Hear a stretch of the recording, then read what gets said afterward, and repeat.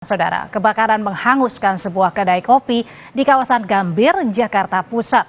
Seorang karyawan mengalami luka ringan karena berusaha menyelamatkan rekannya yang terjebak di dalam kedai.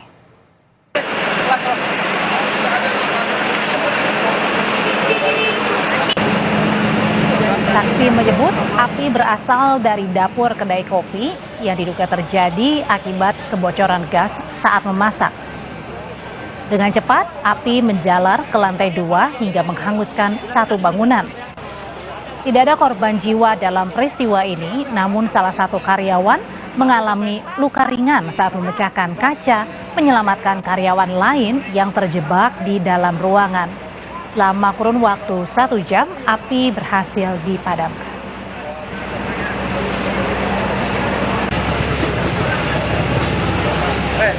Masak, terus tiba-tiba ada api nyembur dari bawah, terus udah bakar.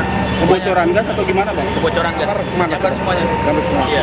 Oke, saya buru-buru langsung matiin gas, langsung ambil apat ke atas. Nah tadi di dalam masih banyak orang. Apa? Di dalam ada pengunjung atau banyak orang nggak tadi, Bang, di dalam? Enggak sih, cuma karyawannya aja. Udah keluar semua? Udah, alhamdulillah udah keluar semua. Bang, sempat ada ledakan nggak, Bang? Enggak sih, nyembur doang, nggak ada ledakan ya.